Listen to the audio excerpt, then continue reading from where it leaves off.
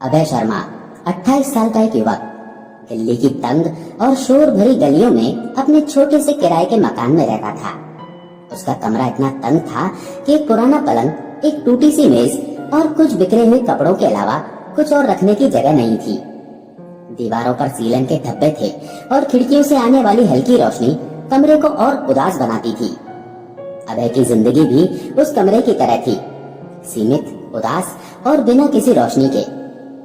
तभी अभय का जीवन सपनों से भरा था। वो हरियाणा के एक छोटे से गांव सूरजपुर का रहने वाला था, जहां उसके माता पिता खेती करते थे। बचपन में वो अपने गांव के स्कूल में सबसे होशियार छात्र था।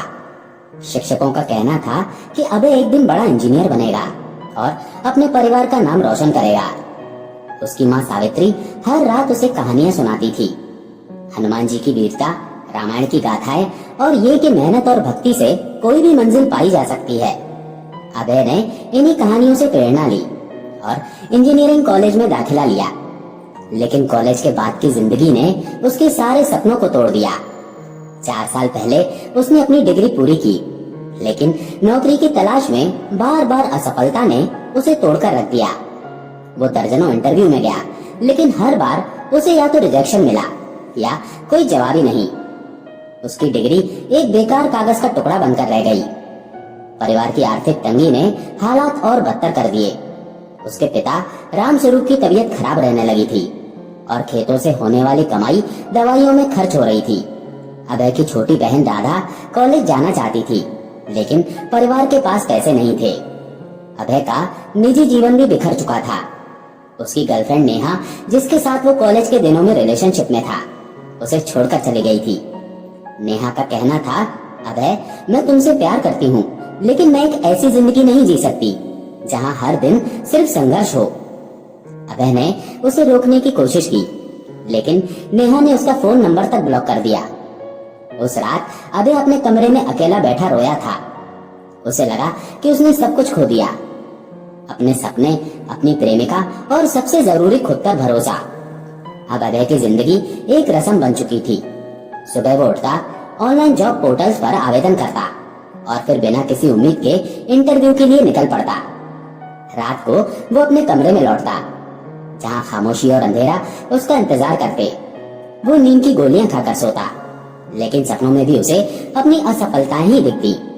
वो अक्सर सोचता, क्या मेरी जिंदगी का कोई मकसद भी है या मैं बस यूं ही बेकार जी रहा हूँ। एक रविवार की शाम अभय अपने कमरे में बेमन से टीवी देख रहा था। न्यूज चैनल पर एक छोटी सी खबर दिखाई गई।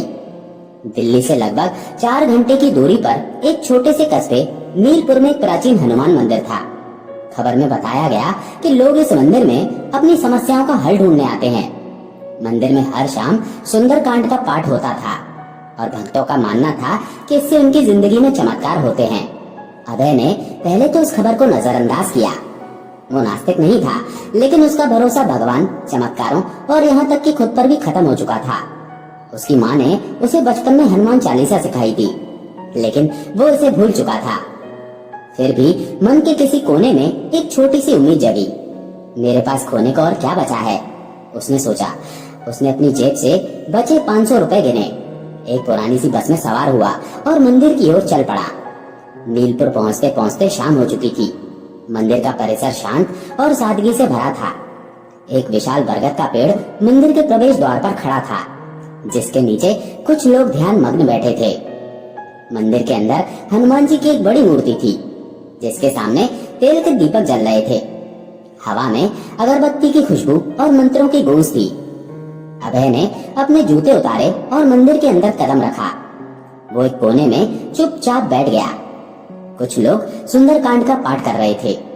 उनकी आवाज में एक अजीब सा सुकून था, जो अभय के मन को छू रहा था। उसने अपनी आंखें बंद की और पाठ को सुनने की कोशिश की, लेकिन उसका मन बार बार भटक रहा था। वो सोच रहा था, क्या ये सब सचमुच मेरी जिंदगी बदल सकता है या ये भी बस एक और बेकार कोशिश है। तभी उसे अपने कंधे पर हल्का सा स्पर्श महसूस हुआ। उसने आंखें खोली तो सामने एक बुजुर्ग साधु खड़े थे। उनकी दाढ़ी सफेद थी, चेहरा शांत और आंखों में गहरी चमक थी। साधु ने भगवा वस्त्र पहने थे और उनके हाथ में एक पुरानी सी किताब थी। उन्होंने मुस्कुराते हुए कहा, बेटा, तुम्हारा मन बहुत बेचैन है, क्या बात है?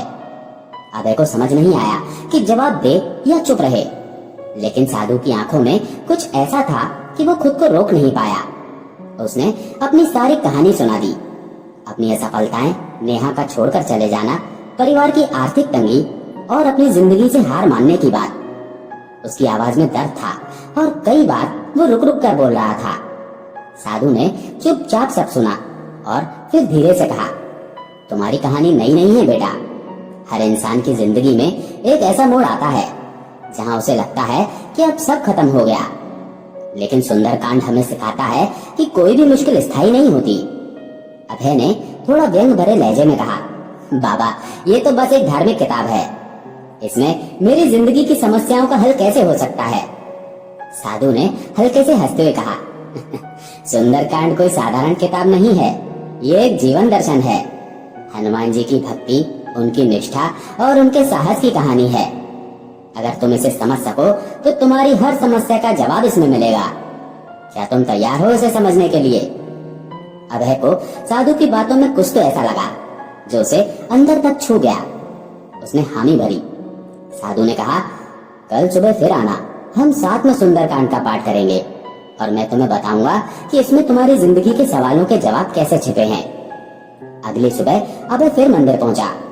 सूरज अभी पूरी तरह से निकला नहीं था और मंदिर का परिसर सुबह की ठंडी हवा से भरा था। साधु उसे मंदिर के पीछे एक छोटे से बगीचे में ले गए, जहाँ एक तुलसी का पौधा और कुछ पत्थर की बेंच थी। बगीचे में एक छोटा सा तालाब भी था, जिसमें कमल के फूल तैर रहे थे। साधु ने अपनी पुरानी किताब खोली और सुंदरकांड का पाठ शुरू किया। उनकी आवाज में एक जादू था जो अभय को बांधे रखता था। पाठ के बाद साधु ने कहा, आज हम सुंदरकांड की शुरुआत से सीखेंगे। जब हनुमान जी को लंका जाने का आदेश मिला तो उनके सामने एक असंभव सा काम था, समुद्र को लांघना, राक्षसों से भरी लंका में घुसना और सीता माता को ढूंढना। लेकिन हनुमान जी ने हार नहीं मानी। क्या तुम जानते हो क्यों? अभय ने कहा, क्योंकि वो भगवान राम के भक्त थे। साधु ने मुस्कुराते हुए कहा, हाँ, लेकिन उससे भी ज्यादा उनके पास आत्मविश्वास था। उन्होंने अपने आप पर भरोसा किया। जब जामवंत ने उन्हें उनकी शक्तियों की याद दिलाई तो हनुमान जी ने अपने अंदर की ताकत को पहचाना। सुंदरकांड का पहला सबक है, अपने आप पर भरोसा करो। तुमने अपने आत्मविश्वास को खो दिया है अभय। जब तक तुम खुद को कमजोर समझोगे, तुम्हारी समस्याएं तुम्हें और कमजोर करती रहेंगी। अभय ने कहा, बाबा, लेकिन मुझ में ऐसा क्या है जिस पर मुझे भरोसा करना चाहिए? मैं तो हर बार हार जाता हूँ। साधु ने कहा, हर इंसान में एक हनुमान बैठा है बेटा, तुम्हें बस उसे जगाना है। तुमने अपनी पढ़ाई पूरी की, अपने परिवार के लिए मेहनत की और इतनी मुश्किलों के बावजूद हार नहीं मानी। ये सब तुम्हारी ताकत है। साधु ने अभय को एक छोटा सा काम दिया। आज रात तुम अपने जीवन की 5 ऐसी चीजें लिखो जिन पर तुम्हें गर्व है, चाहे वो कितनी भी छोटी क्यों ना हो, और कल मुझे बताओ। अभय को ये काम बेतुका लगा, लेकिन साधु की बातों में एक विश्वास था जिसने उसे हामी भरने पर मजबूर कर दिया। उस रात वो अपने कमरे में बैठा और सोचने लगा। पहले तो उसे कुछ समझ नहीं आया। उसका मन बार बार उसकी असफलताओं की ओर भटक रहा था, लेकिन धीरे धीरे उसे कुछ बातें याद आईं। उसने एक पुरानी डायरी निकाली और लिखा, 1. मैंने अपनी जिंदगी की पढ़ाई अपने दम पर पूरी की, भले ही परिवार की आर्थिक हालत खराब थी। 2. मैंने कॉलेज में अपने एक दोस्त राहुल की मदद की थी जब वो डिप्रेशन से जूझ रहा था। 3. मैंने अपने गांव के स्कूल में बच्चों को मुफ्त में पढ़ाया था जब मैं कॉलेज में था। 4. मैंने नेहा के साथ अपने रिश्ते में हमेशा ईमानदारी रखी, भले ही वो टूट गया। 5. मैं हर बार असफल होने के बाद भी कोशिश करता रहा। ये लिखते वक्त अभय को अजीब सा सुकून मिला। उसे लगा कि शायद वो उतना नाकारा नहीं है जितना वो खुद को समझता था। अगले दिन उसने साधु को ये बातें बताई। साधु ने मुस्कुराते हुए कहा, देखा बेटा, तुम में ताकत है, बस तुम उसे भूल गए हो। हनुमान जी ने भी अपनी शक्तियों को तब याद किया जब जामवंत ने उन्हें प्रेरित किया। तुम्हारा जामवंत तुम्हारा मन है, उसे जगाओ। अगले कुछ दिन अभय रोज मंदिर जाता और साधु के साथ सुंदरकांड का पाठ करता। हर दिन साधु उसे एक नया सबक सिखाते। एक दिन जब वे उस हिस्से पर पहुंचे जहां हनुमान जी समुद्र को लांघते हैं, साधु ने कहा, अबे हनुमान जी के सामने समुद्र जैसी विशाल बाधा थी। उनके साथी वानरों को लगता था कि ये असंभव है, लेकिन हनुमान जी ने न सिर्फ समुद्र को लांघा बल्कि अपनी ताकत से सभी को चकित कर दिया। सुंदरकांड का दूसरा सबक है साहस। साहस का मतलब ये नहीं कि तुम डर को खत्म कर दो, बल्कि ये कि तुम डर के साथ आगे बढ़ो। अभय ने पूछा, लेकिन बाबा साहस लाऊं कहां से? मैं तो हर बार कोशिश करता हूँ और हर बार हार जाता हूँ। साधु ने कहा, साहस बाहर से नहीं आता बेटा, वो तुम्हारे अंदर पहले से है। हनुमान जी ने समुद्र को लांघने से पहले राम जी का नाम लिया और अपने मन को मजबूत किया। तुम भी अपने मन को मजबूत करो। अपनी हर कोशिश को एक कदम मानो जो तुम्हें तुम्हारी मंजिल के करीब ले जा रहा है। साधु ने अभय को एक और काम दिया। अगले 7 दिन तुम हर दिन एक ऐसी चीज करो जो तुम्हें डराती हो। वो चाहे किसी से मदद मांगना हो, किसी नई कंपनी में इंटरव्यू देना हो, या अपने परिवार से अपनी परेशानी शेयर करना हो। और हर रात तुम अपनी डायरी में लिखो कि तुमने क्या किया और उससे तुम्हें क्या सीख मिली। अभय ने इस बार बिना सवाल किए हामी भर दी। अगले दिन उसने कंपनी में इंटरव्यू के लिए अप्लाई किया, जिसे वो पहले इसलिए टाल रहा था क्योंकि उसे लगता था कि वो उनके लायक नहीं है। इंटरव्यू में उसे रिजेक्शन तो मिला, लेकिन उसने देखा कि रिजेक्शन का दर्द अब उतना नहीं था। उसने अपने पिता को फोन किया और अपनी परेशानियां शेयर की, जो उसने पहले कभी नहीं किया था। उसके पिता राम स्वरूप ने उसे हौसला दिया और कहा, बेटा तुम मेहनत कर रहे हो, मुझे तुम पर गर्व है। अभय को अपने पिता की ये बात सुनकर पहली बार लगा कि वो अकेला नहीं है। अभय ने अपने पुराने दोस्त राहुल से भी संपर्क किया, जिससे वो नेहा के जाने के बाद बात करना बंद कर चुका था। राहुल ने उसे अपने स्टार्टअप में एक छोटा सा प्रोजेक्ट ऑफर किया। अभय ने डरते डरते इसे स्वीकार किया और पहली बार उसे लगा कि शायद वो कुछ कर सकता है। उसने अपनी डायरी में लिखा, आज मैंने राहुल से बात की। मुझे डर था कि वो मेरी हालत देखकर मुझसे दूरी बनाएगा, लेकिन उसने मेरी मदद की। शायद मुझे लोगों पर भरोसा करना सीखना होगा। कुछ हफ्तों बाद अभय के मन में एक बदलाव आने लगा था। वो अब पहले जितना निराश नहीं रहता था। सुंदरकांड का पाठ अब उसे सिर्फ एक धार्मिक किताब की कहानी नहीं लगती थी, बल्कि एक जीवन जीने का तरीका लगता था। एक दिन जब वे उस हिस्से पर पहुंचे जहां हनुमान जी सीता माता से मिलते हैं और राम जी का संदेश देते हैं, साधु ने कहा, हनुमान जी की सबसे बड़ी ताकत उनकी निष्ठा थी। उन्होंने राम जी के लिए सब कुछ किया, बिना किसी स्वार्थ के। सुंदरकांड का तीसरा सबक है सेवा और निष्ठा। जब तुम दूसरों की मदद करते हो तो तुम्हारा दुख अपने आप कम हो जाता है। अभय ने कहा, लेकिन बाबा मेरे पास तो खुद कुछ नहीं है, मैं दूसरों की मदद कैसे करूं? साधु ने कहा, सेवा के लिए धन की जरूरत नहीं होती। तुम अपने समय, अपने शब्दों या अपनी मेहनत से भी किसी का भला कर सकते हो। हनुमान जी के पास कोई संपत्ति नहीं थी, फिर भी उन्होंने सीता माता को हौसला दिया और राम जी का संदेश पहुंचाया। साधु ने अभय को मंदिर के आसपास की बस्ती में रहने वाले गरीब बच्चों को पढ़ाने का काम दिया। अभय को पहले लगा कि वो ये नहीं कर पाएगा। उसके पास न तो समय था और न ही ऊर्जा, लेकिन साधु की बातों ने उसे प्रेरित किया। उसने सोचा, अगर हनुमान जी इतनी मुश्किलों के बावजूद राम जी का काम कर सकते हैं, तो मैं भी कुछ तो कर सकता हूँ। अभय ने बस्ती में एक छोटा सा स्कूल शुरू किया, जो बस एक पेड़ के नीचे चलता था। वहाँ के बच्चे जिनके माता पिता मजदूरी करते थे, स्कूल नहीं जा पाते थे। अभय ने उन्हें बुनियादी पढ़ाई, हिंदी, गणित और कुछ अंग्रेजी सिखाना शुरू किया। पहले दिन सिर्फ 3 बच्चे आए, लेकिन धीरे धीरे संख्या बढ़ने लगी। बच्चे उसकी बातें सुनते, हंसते और उसे सर कहकर बुलाते। अभय को लगा कि उसकी जिंदगी में पहली बार कुछ मायने रखता है। अभय ने एक बच्चे छोटू से खास लगाव बना लिया। छोटू की माँ लक्ष्मी एक निर्माण स्थल पर मजदूरी करती थी और उसके पिता का देहांत हो चुका था। छोटू स्कूल नहीं जा पाता था, लेकिन पढ़ने की उसकी ललक देखकर अभय ने उसे अतिरिक्त समय देना शुरू किया। उसने छोटू को न सिर्फ पढ़ना लिखना सिखाया, बल्कि उसे हनुमान चालीसा के कुछ दोहे भी सिखाए। छोटू की मुस्कान देखकर अभय को अपने दुख छोटे लगने लगे। उसने अपनी डायरी में लिखा, आज छोटू ने पहली बार जय हनुमान लिखा। उसकी खुशी देखकर मुझे लगा कि मैं कुछ तो सही कर रहा हूँ। एक दिन जब अभय मंदिर में साधु के साथ पाठ कर रहा था, वे उस हिस्से पर पहुंचे जहां हनुमान जी लंका में संकटों का सामना करते हैं। राक्षसों की सेना, लंकिनी और फिर रावण के दरबार में। साधु ने कहा, अभय, हनुमान जी को संकट मोचन क्यों कहा जाता है? क्योंकि वे हर संकट में अपने भक्तों की रक्षा करते हैं, लेकिन इसका मतलब ये नहीं कि संकट आएंगे ही नहीं। सुंदरकांड का चौथा सबक है, संकट को स्वीकार करो और हनुमान जी से उनका सामना करने की शक्ति मांगो। अभय ने कहा, बाबा, मेरी जिंदगी तो संकटों से भरी है। नौकरी का ठिकाना नहीं, परिवार की जिम्मेदारी है और मन में हमेशा डर रहता है कि मैं फिर से हार जाऊंगा। मैं इनका सामना कैसे करूं? साधु ने कहा, हनुमान जी ने हर संकट में राम जी का नाम लिया। तुम भी अपने मन में एक विश्वास रखो, वो विश्वास तुम्हें शक्ति देगा। जब हनुमान जी रावण के दरबार में गए तो उन्होंने न डर दिखाया और न ही गुस्सा।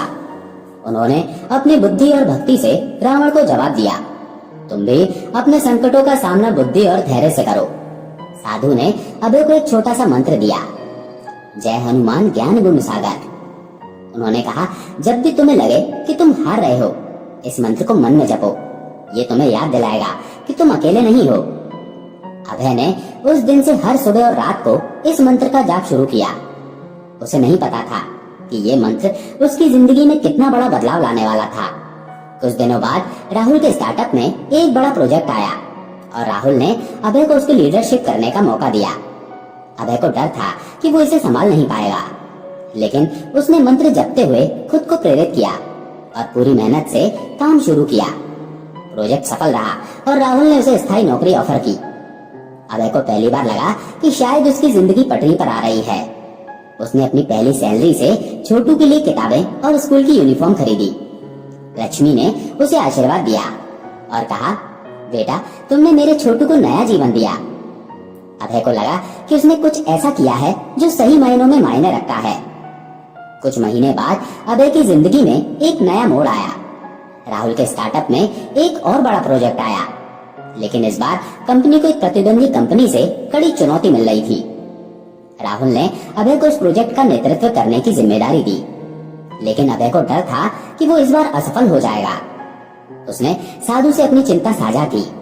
साधु ने उस दिन सुंदरकांड का वो हिस्सा पढ़ा जहां हनुमान जी लंका में अपनी पूंछ से आग लगाते हैं और रावण की सेना को भयभीत कर देते हैं। साधु ने कहा, अभय, हनुमान जी ने लंका में न सिर्फ साहस दिखाया बल्कि अपनी बुद्धि का भी इस्तेमाल किया। उन्होंने सही समय पर सही कदम उठाया। सुंदरकांड का 5वां सबक है, धैर्य और बुद्धि। जब तुम संकट में हो तो जल्दीबाजी में फैसला मत लो। अपने मन को शांत रखो और बुद्धि से काम लो। अभय ने कहा, बाबा, लेकिन जब सब कुछ दांव पर हो तो धैर्य कैसे रखूं? साधु ने कहा, हनुमान जी ने रावण के दरबार में धैर्य रखा, भले ही उन्हें अपमानित किया गया। उन्होंने अपनी बुद्धि से रावण को जवाब दिया और सही समय का इंतजार किया। तुम भी अपने प्रोजेक्ट में धैर्य रखो, अपने साथियों के साथ मिलकर काम करो और सही रणनीति बनाओ। अभय ने साधु की सलाह मानी। उसने अपनी टीम के साथ कई रातें जागकर प्रोजेक्ट की रणनीति बनाई। उसने प्रतिद्वंदी कंपनी के काम का अध्ययन किया और अपनी प्रस्तुति को बेहतर बनाया। जब प्रोजेक्ट की अंतिम प्रस्तुति का दिन आया, अभय ने मंत्र जपते हुए खुद को शांत रखा। उसकी मेहनत रंग लाई और उनकी कंपनी ने प्रोजेक्ट हासिल कर लिया। राहुल ने उसे बोनस दिया और कहा, अभय, तुमने कमाल कर दिया। अभय की जिंदगी अब बदल रही थी। उसकी नौकरी स्थायी हो चुकी थी और वो हर महीने अपने परिवार को कुछ पैसे भेजने लगा था। उसने अपनी माँ को फोन करके कहा, माँ, मैं अब ठीक हूँ, जल्दी ही तुम सबको दिल्ली बुलाऊंगा। उसकी माँ सावित्री की आवाज में खुशी थी जो अभय ने सालों बाद सुनी थी। उसने अपनी बहन राधा को कॉलेज में दाखिला दिलाने का वादा किया। एक दिन अभय ने अपने परिवार को दिल्ली बुलाया। सावित्री, रामस्वरूप और राधा पहली बार दिल्ली आए थे। अभय ने उन्हें अपने छोटे से कमरे में ठहराया और नीलपुर के मंदिर ले गया। मंदिर में सावित्री ने हनुमान जी की मूर्ति के सामने सिर झुकाया और कहा, हनुमान जी, आपने मेरे बेटे को रास्ता दिखाया। अभय ने अपनी माँ को गले लगाया और कहा, माँ, ये सब तुम्हारी कहानियों और सुंदरकांड की वजह से हुआ। अभय ने अपनी बहन राधा को दिल्ली के कॉलेज में दाखिला दिलाया। राधा ने उसे गले लगाकर कहा, भैया तुम मेरे हीरो हो। अभय ने हंसते हुए कहा, नहीं राधा, असली हीरो हनुमान जी हैं। कई महीने बीत गए। अभय पहले जैसा नहीं था। वो अब हर सुबह उठकर सुंदरकांड का पाठ करता और उसमें से हर दिन एक नया सबक सीखता। उसने अपनी जिंदगी को नए सिरे से शुरू किया। राहुल के स्टार्टअप में उसकी मेहनत रंग लाई और वो अब एक छोटी सी टीम का लीडर था। वो बच्चों को पढ़ाने का काम भी जारी रखे हुए था। एक दिन साधु ने उसे बुलाया और कहा, अभय तुमने सुंदरकांड के सबक को अपनी जिंदगी में उतारा है। अब तुम्हारी जिंदगी की लंका पर विजय पाने का समय है। हनुमान जी ने लंका को जलाया था, लेकिन तुम्हें अपनी जिंदगी के डर, अपनी कमजोरियों और अपनी निराशा को जलाना है। अभय ने कहा, बाबा मैं अब पहले से बेहतर हूँ, लेकिन मुझे अभी भी लगता है कि मैं वो सब नहीं कर पाऊंगा जो मैं करना चाहता हूँ। साधु ने कहा, सुंदरकांड का आखिरी सबक है, विजय का मार्ग वही है जो तुम खुद बनाते हो। हनुमान जी ने अपने रास्ते की हर बाधा को अपने बल, बुद्धि और भक्ति से पार किया। तुम भी ये कर सकते हो। अभय ने उस दिन ठान लिया कि वो अपनी जिंदगी को पूरी तरह से बदल देगा। उसने एक ऑनलाइन कोर्स शुरू किया जिसमें वो अपनी इंजीनियरिंग की स्किल्स को और निखार सके। उसने अपने दोस्तों और परिवार के साथ फिर से जुड़ना शुरू किया। उसने अपनी माँ को गांव में एक छोटा सा घर बनवाने का वादा किया। कुछ साल बाद अभय एक सफल इंजीनियर था। उसने राहुल के साथ मिलकर एक स्टार्टअप शुरू किया जो गरीब बच्चों के लिए मुफ्त शिक्षा और टेक्नोलॉजी ट्रेनिंग प्रदान करता था। वो अब भी हर सुबह सुंदरकांड का पाठ करता था और हर बार उसे उसमें एक नया सबक मिलता था। अभय ने छोटू को अपने स्टार्टअप में एक इंटर्नशिप दी। छोटू अब एक होनहार छात्र था जो टेक्नोलॉजी में रुचि रखता था। अभय को उसमें अपना अतीत दिखता था और वो छोटू को हमेशा प्रेरित करता था। उसने लक्ष्मी को भी अपने स्टार्टअप में एक छोटी सी नौकरी दी ताकि वो अपने परिवार का और बेहतर तरीके से ख्याल रख सके। एक दिन अभय उस मंदिर में वापस गया जहाँ उसकी जिंदगी बदली थी। साधु अब वहाँ नहीं थे। मंदिर के पुजारी ने बताया कि साधु कुछ साल पहले हिमालय की ओर चले गए थे। अभय ने मंदिर में हनुमान जी की मूर्ति के सामने सिर झुकाया और मनी मन कहा, हनुमान जी आपने मुझे रास्ता दिखाया। मैं हमेशा आपका और सुंदरकांड के सबक का कर्जदार रहूंगा। अभय की कहानी सिर्फ उसकी नहीं थी, वो उन सभी लोगों की कहानी थी जो अपनी जिंदगी में हार मान चुके हैं। सुंदरकांड ने उसे सिखाया कि आत्मविश्वास, साहस, सेवा, धैर्य और भक्ति से कोई भी लंका जीती जा सकती है। अभय ने अपने स्टार्टअप के जरिए सुंदरकांड के इन सबक को और लोगों तक पहुंचाना शुरू किया। वो अपने कर्मचारियों और छात्रों को सुंदरकांड की कहानियां सुनाता और उन्हें प्रेरित करता कि वे भी अपने जीवन में इन सबक को अपनाएं। एक दिन जब वो अपने स्टार्टअप के एक इवेंट में बोल रहा था, उसने कहा, सुंदरकांड सिर्फ एक धार्मिक ग्रंथ नहीं है, ये एक जीवन जीने का तरीका है। हनुमान जी ने हमें सिखाया कि कोई भी बाधा इतनी बड़ी नहीं कि उसे पार न किया जा सके। बस जरूरत है अपने आप पर भरोसा करने की, साहस दिखाने की और दूसरों की मदद करने की। अभय की बातें सुनकर वहाँ मौजूद हर शख्स मंत्रमुग्ध हो गया। उसकी कहानी ने कई लोगों को प्रेरित किया। कुछ ने अपने डर का सामना किया, कुछ ने दूसरों की मदद शुरू की और कुछ ने अपने जीवन में एक नई शुरुआत की। अभय की जिंदगी अब एक मिसाल थी। वो अब अकेला नहीं था। उसके पास उसका परिवार, उसके दोस्त और सबसे जरूरी उसका आत्मविश्वास था। सुंदरकांड ने उसे न सिर्फ उसकी जिंदगी का मकसद दिया, बल्कि उसे एक ऐसा रास्ता दिखाया जिस पर चलकर वो दूसरों की जिंदगी भी बदल सकता था।